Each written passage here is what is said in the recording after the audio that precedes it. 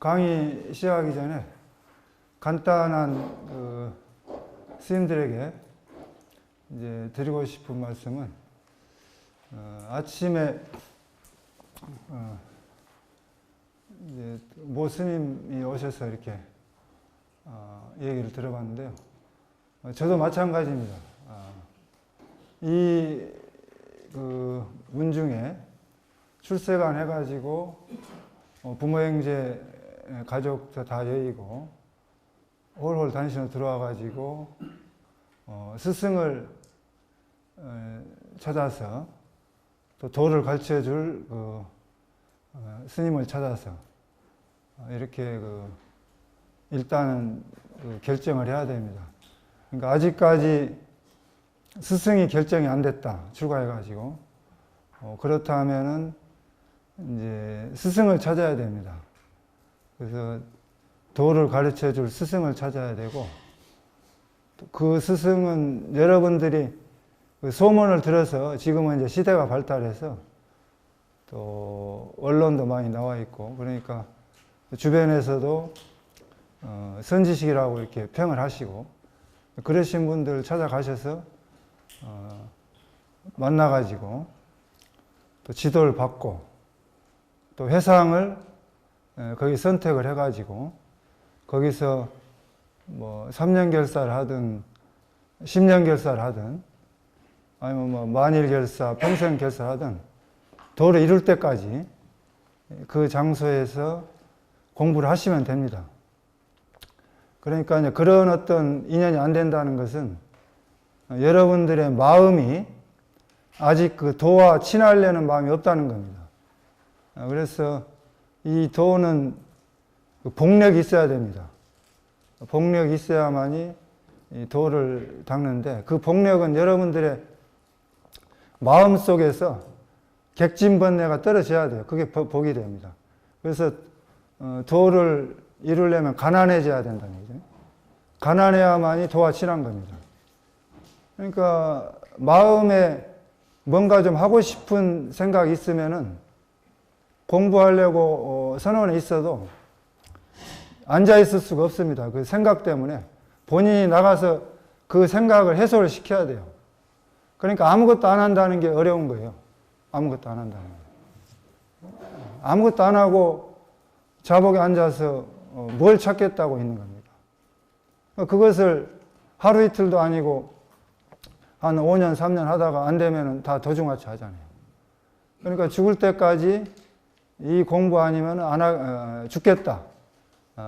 안 태어난 셈 치고, 금생에는, 금생이라 해봐야 뭐 50년이든 언제 살지 모르지만 남은 인생을 죽을 때까지 공부 외에는 다른 생각 안 하겠다.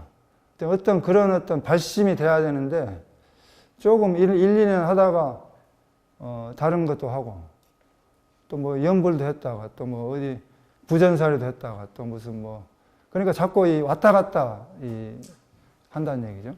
근데 지금 이제 대한민국 대한불교 조계종에서 공부할 생각만 있으면요, 어디든지 가서 먹여주고 재워주고 용돈도 주고, 전 세계에서 이런 그 단체가 없습니다. 또 싫으면 또 나가도 되고. 그러니까 이렇게 좋은 환경 여건에 들어와 가지고 공부를 안 한다는 것은 본인한테 생각에 공부 생각이 없다는 겁니다. 그러니까 발심이 안 됐다는 겁니다. 그래서 그건 발심은 본인하고 가장 가까운 사람의 죽음, 그때 어떤 무상을 느끼고, 그래서 이제 제 사촌 사제 스님도 행자 때 봤는데, 이제 기회를 받아가지고 사형한테 아주 친한 사형이 있었는데 몇 년 전에 돌아가셨어요. 그러니까 충격을 받아가지고 부전살이 하다가 다 적고 한 4개월 가까이 토굴에 가가지고 아무것도 손에 잡히지 않는 거예요. 목닥도 잡을 수도 없고 뭔 일을 못 하겠다는 얘기예요. 월벌시를 200~300만 원씩 주는데도 목탁 잡고 못 하겠다는 얘기예요. 뭐가 이 손이 안 간다는 얘기예요. 그 충격 때문에. 그러니까 여러분들 가장 가까운 사람이 스승입니다. 선지식이고.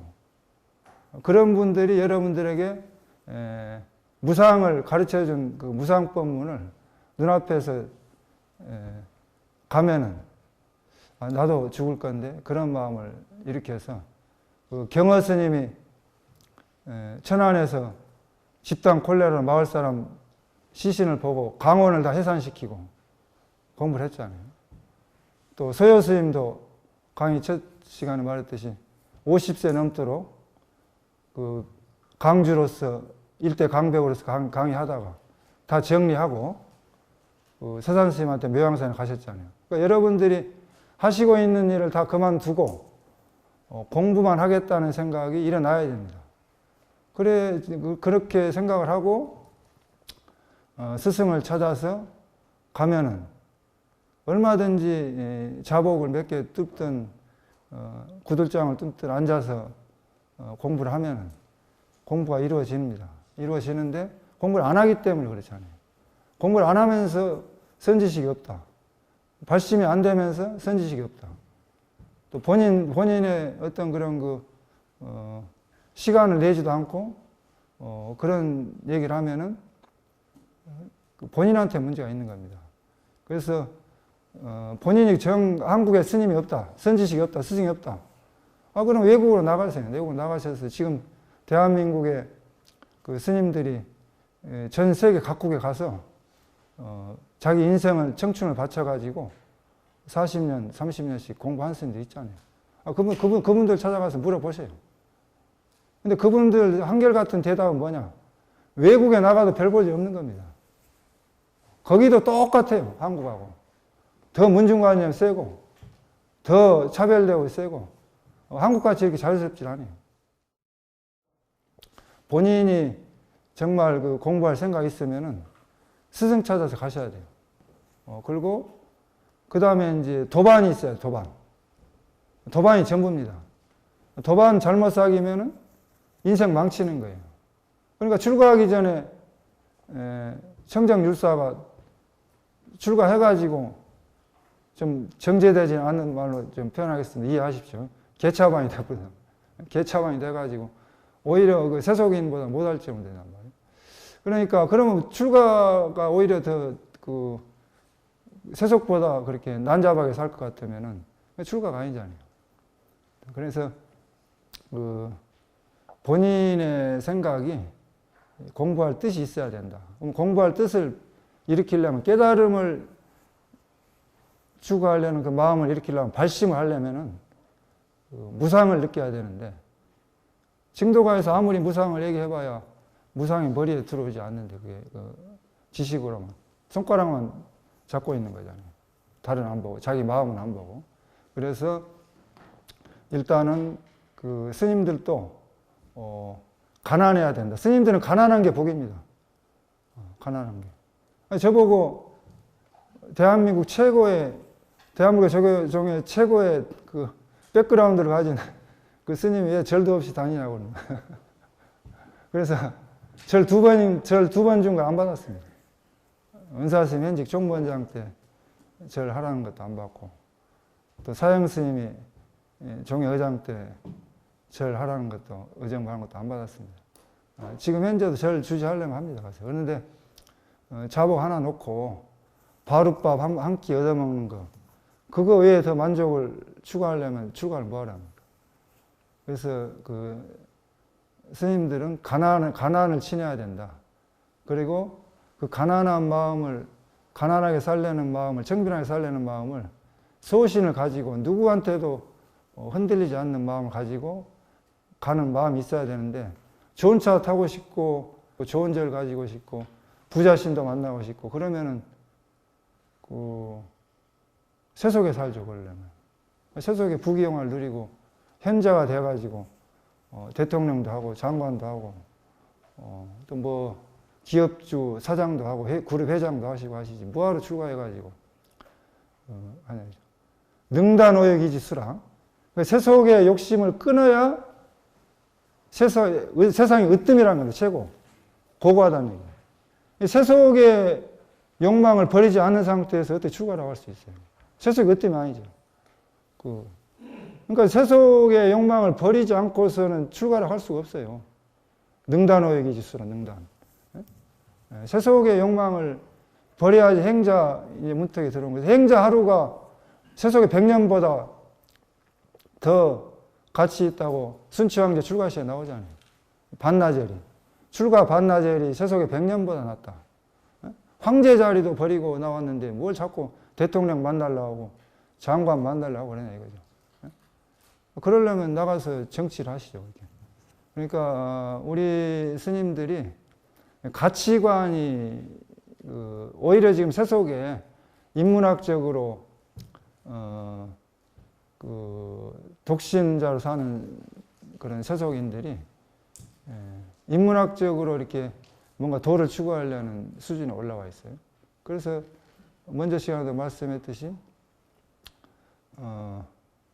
전 국가의 전 국민을 자아실현의 복지로 간다. 전 국민을 성불시키겠다는 겁니다. 근데 우리 스님들은 자기 절에 나오는 신도 100명, 200명도 거기에만 집착을 해가지고 남의 절에 간다고 막 신도 가지고 싸우려고 왜 싸우는지 모르겠어요. 모 스님이 자기 신도한테 연락했다고 쫓아가가지고 돈 300만 원 들고 가서 주면서 연락하지 말라고 했죠. 그래서 신도가 뭐 물건인가 뭐 내 신도가 있고 남의 신도가 있고 그래서 이제 그런 것부터가 우리가 분별을 심을 떨어지지 못했다. 그러면서 어떻게 우리가 세속의 사람들에게 중도의 정견을 가르칠 수 있습니까? 그러니까 일단은 내가 공부를 할 생각이 없다는 거 그걸 좀 돌이켜보고 공부할 생각을 냈으면은 스승을 찾아야 된다. 스승을 찾아서 좋은 도반을 만나서 그래서 평생을 바쳐서 용맹정진하고 그러면은 후회는 없을 것 같아요. 그렇지 않고 시간 보내면은 죽을 때 이제 결국은 출가 인생 자체가 출가해서 도를 못 이루면 의미가 없잖아요. 의미가 이름만 출가지. 출가 목적을 달성 못하면 그러니까 목적이 정확치가 않다는 얘기예요. 목표가 무슨 목적으로 출가했냐 이거죠. 출가 목적이 뭡니까? 그러니까 출가 위승 기세사오 출가에 씀이 되는 일이 작은 일이겠습니까? 비구 아니라 편안함을 구하는 것이 아니고 비구 엄포야 따뜻함과 배부름을 구하는 것도 아니고 비구 이명야 이익과 명예를 구하는 것도 아닙니다. 세속의 모든 재물, 성, 음식, 명예, 수면의 오용락을 끊고 발심 출가한 스님은 반드시 오용락에 집착하지 않습니다. 위 생사야 죽고 사는 생사의 타락이 위하며 위단 번뇌야 번뇌망상을 끊기 위하며 위 속불 해명야 부처님과 똑같은 무상 정등 정각 그 깨달음을 성취하여 부처님의 해명을 잊기 위하며 위 출상계도 중생야 욕계 색계 무색계 삼계에서 뛰어나와 중생을 제도하기 위함입니다. 가히 충천 대장부라 가히 하늘을 찌는 대장부의 출가 정신입니다. 대율사오바리존자의 개성에 신심으로서 용락을 버리고 일찍 발심한 젊은 출가자들은 영원한 것과 영원하지 않는 것을 똑똑히 분간하면서 가야만 할 길만을 고고하게 찾아가라고 했습니다. 진각국사 자화명의 말씀 고래 고정때 승려 1178년 1234년 56세 열반 법포 해심 보살자여 불자님들여 상자마도 심의라 항상 스스로 내 자신의 머리 이마를 이렇게 깊이 만지면서 마두인 득심사랑이라 머리 이마를 만지면서 헤아려 깊이 생각합니다. 출가번이 도와사오 부모 형제 가족을 내이고 세속의 부귀영화를 포기하고 청춘과 인생을 다 바쳐서 출가하여 스님이 된 참다운 목적과 참 본래의 뜻이 무엇이었던가 자기 자신에게 스스로 물어봅니다. 승기상모 속기심이라 혹시나 만약에 스님의 모습을 하고 그 마음은 세속인의 마음을 가지고 있다면 가불참천 이계지라 가히 하늘을 오라보아 스스로 내 자신이 부끄럽고 땅을 내려다보아 이익과 주변에 부끄럽지 않겠습니까? 추행광은 임해이라 행동은 멋스럽고 말은 미친 소리를 너 자신이 하고 싶은 대로 한다면 확탕노탄 하에 필요 뜨거운 가마솥과 영광록 속의 고통을 어떻게 피할 수가 있겠습니까? 진각수사께서는 자신의 방에다 이와 같은 좌우명의 말씀을 붙여놓고 매일 머리를 만지면서 발심출가에 삭발려면 목적이 무엇인가? 라는 좌우명을 자기 자신에게 스스로 물으면서 일평생을 살아가셨습니다. 발심출가한 수행자들은 이와 같은 말씀을 마음속에 새기면서 한평생 수행정진하며 살아갑니다. 오늘은 초발심행자로 되돌아가서 출가 정신을 마음속에 되새기면서 반성하는 삭발 목요일입니다. 매일 출가 정신을 마음속에 기리며 한평생을 안태어난 셈 치고 수행정진합시다. 박수 한번 쳐주십시오.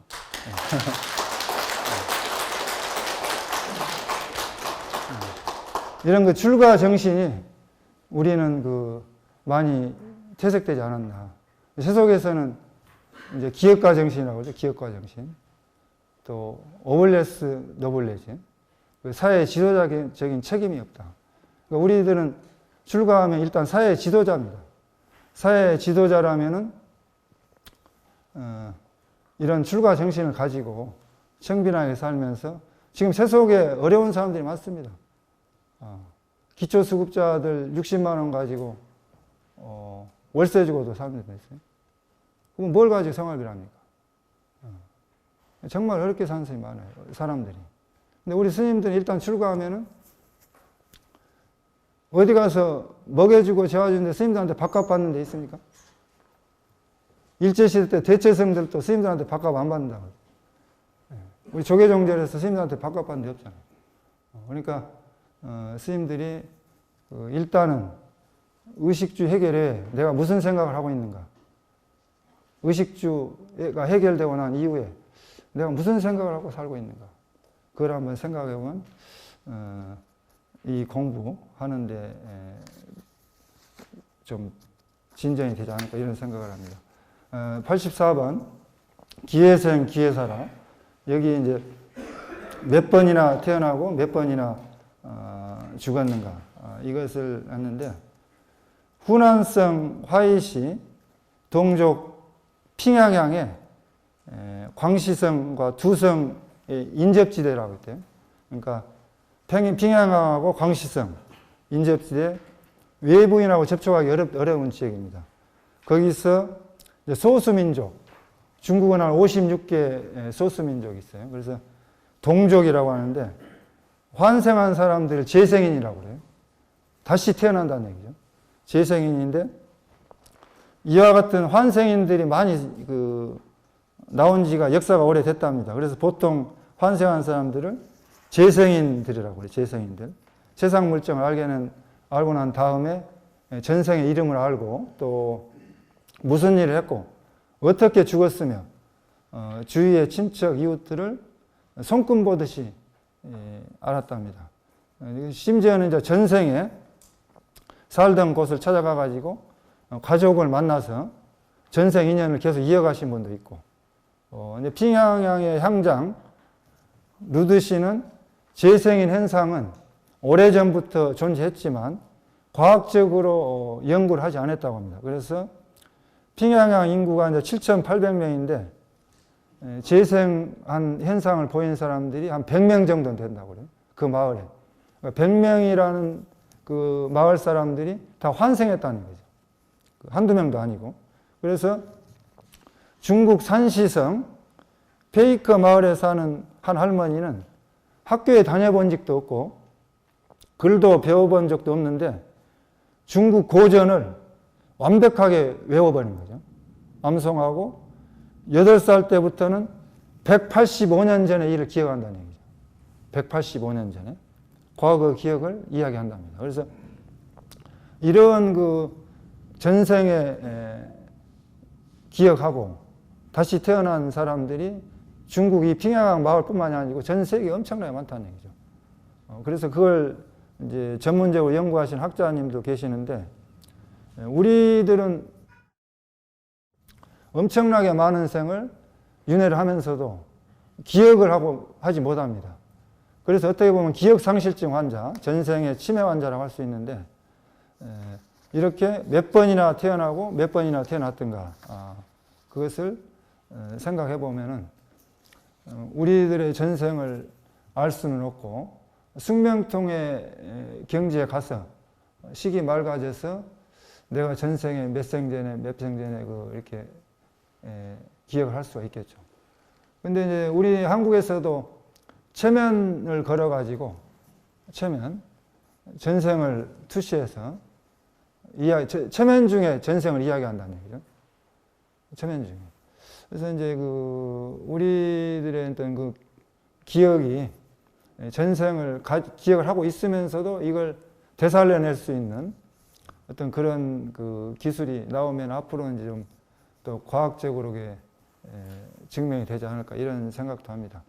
85. 생사유유 무정지라. 생사가 아득하게 멀어서 정지함이 없도다.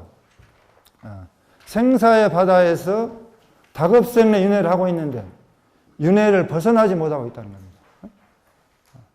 근데 한 생만 받고 다음 생에 성불한다. 그건 이제 일생보처라고 하죠. 산스크리트어로 에카자티 프라티 바다, 에카자티 프라티 바다로 음역을 해서 일생보처인데, 이제 말 그대로 한 번생, 에카자티가 한 번생, 일생만 지나면 부처가 된다, 정해져 있다. 프라디바트라, 그 보살입니다. 일생보처 보살. 대승불교에서 그런 이제 수행자 구경각 직전에 등각을 일생보처라고 합니다. 깨달음을 얻기 전에 구경각을 증득하기 전에 얼마나 많은 생을 태어나고 죽었던가, 그런 말씀입니다. 생사유의 무정지라. 생사가 아득해서 멀어서 정지함이 없도다. 우리들은 이제 깨닫지 못하고 이렇게 살고 있습니다. 전생을 기억하지 못하고 있습니다. 그래서 아까 핑양양의 집단 환생마을에서 또 이 축생을 받았는데 사람 몸을 받은 사람 실화가 있어요. 그게 2011년도 12년 전 11월 달인데 중국 화이자 방송국 후난성의 기자가 집단 환생마을을 보도해가지고 환생한 사람을 보도를 했습니다. 그때 이제 소년인데, 루시타오라는 소년인데 전생에 돼지였답니다. 전생에 돼지였는데 사람으로 태어나가지고 본인을 자기가 돼지였다고 얘기를 하고, 또 어떤 돼지 사료풀은 맛이 없다고 투덜대고, 근데 이제 그 마을에 도살장에 있는 룽씨만 보면 그냥 막 겁이 나와가지고 두려워서 막 피한다는 얘기죠. 또 막 소리를 지르면서 도망가 버린 거예요. 그래서 이제 이상하다 했는데, 전생에 외할아버지 집에서 키우던 돼지를 다시 태어난 거예요. 돼지가 태어나가지고 룽씨 때문에 이제 도살장에서 살생을 당했는데, 기억을 못 하고 있는데 수많은 생에 그런 돼지로 태어나고 또 사람으로 태어나고 해서 룽씨가 이 돼지를 죽일 때 기억을 해가지고 이야기를 하니까 이제 룽씨는 고기를 안 먹는다는 거예요. 앞으로는 자기는 이제 충격으로 고기를 안 먹고 또 그런 어떤 축산업을 안 하려고 한다는 얘기죠. 그래서 우리들도 지금 이제 집단적으로 막 그냥 오리를 갖다가 막 몇천만 마리씩 묻어버리고, 또 그런 닭을 그렇게 물어버리고 하는데, 이것도 분명히 사람들이 그런 어떤 이런 인과법에 의하면은 과보가 있는 겁니다.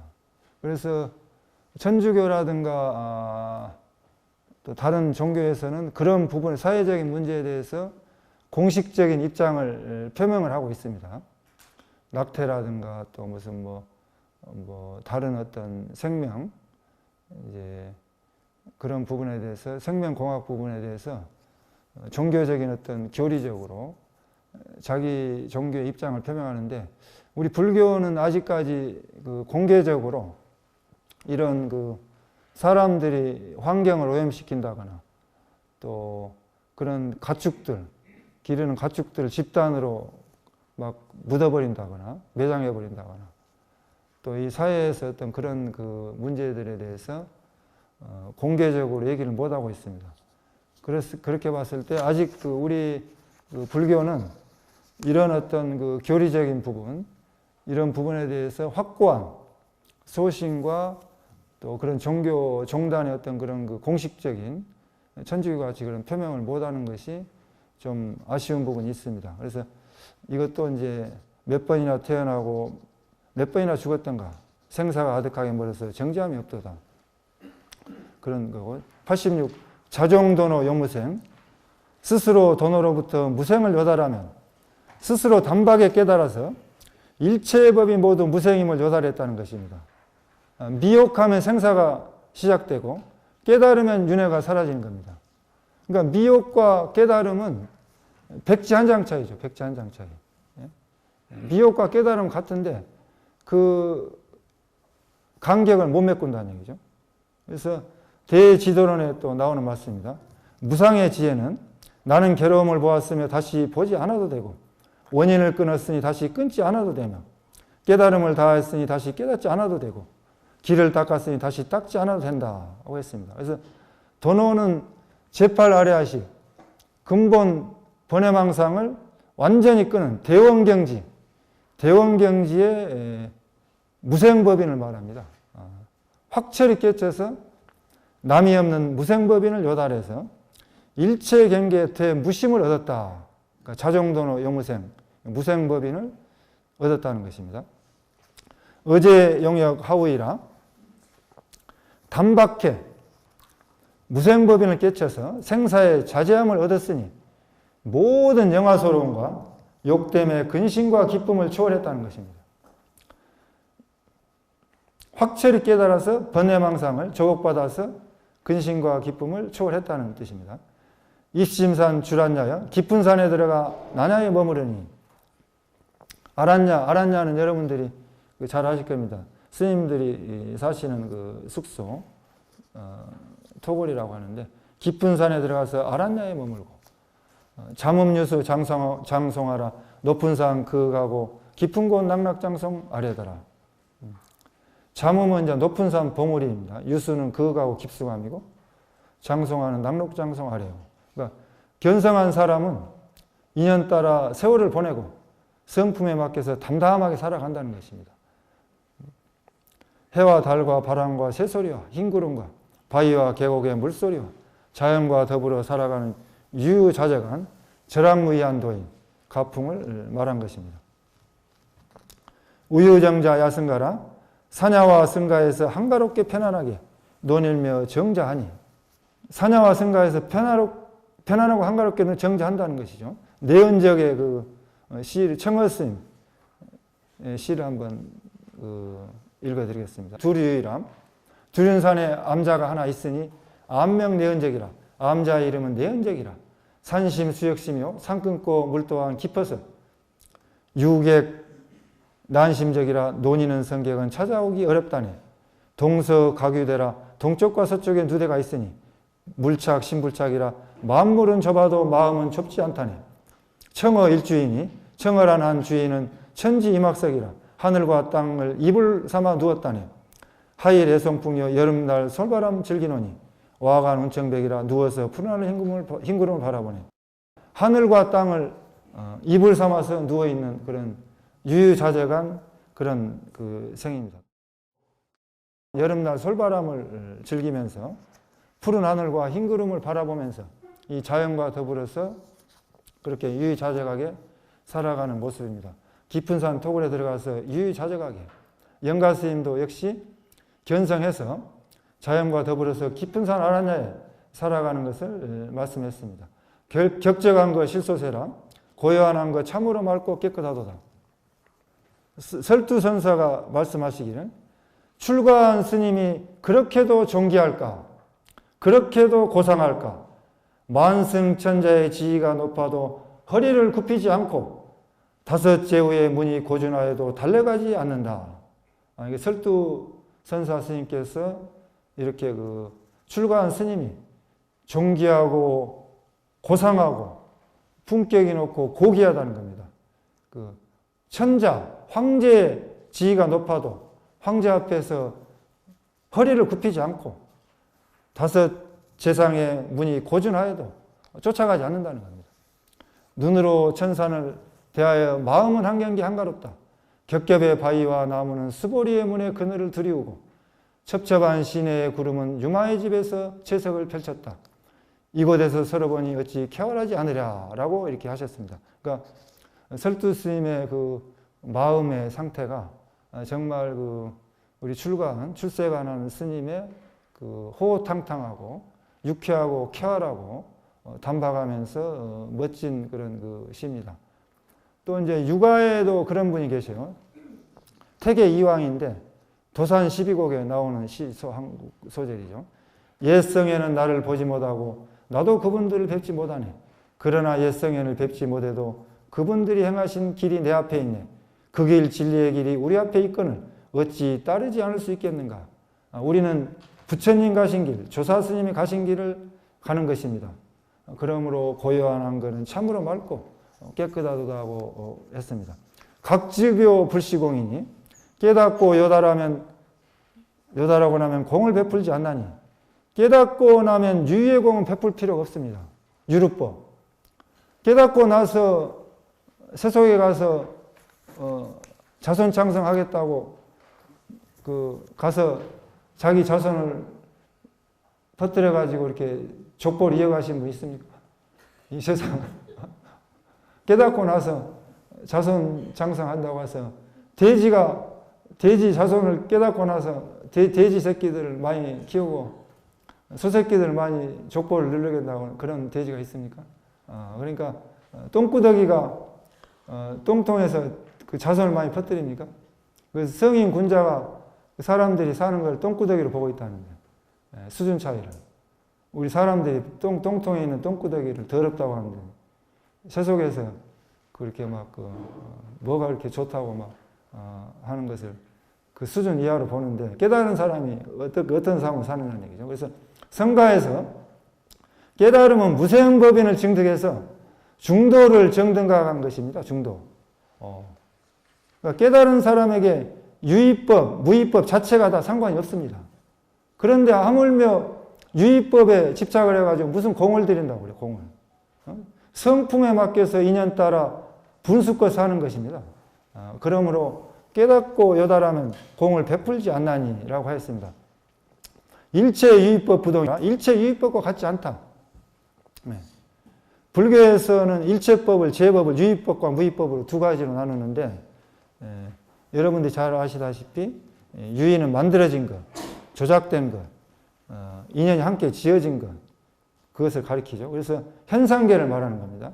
무의법은 인위적이지 않는 것, 대가 없고 상대가 없고 인연의 화합에서 만들어지지 않는 것, 생멸이 변화가 떠난 절대적으로 존재하는 진리의 세계, 열반과 해탈은 무의의 세계입니다. 본성 공은 무의의 공입니다. 깨닫고 요다라고 하면은 유의법하고는 전혀 상관이 없습니다. 그래서 유의법이니 무의법이니 그런 상대 세계를 떠난 중도의 세계로 가는 것입니다. 그러므로 깨닫고 요달하면 공을 베풀지 않나니 일체의 유의법과 같지 않다고 이렇게 말씀하신 겁니다.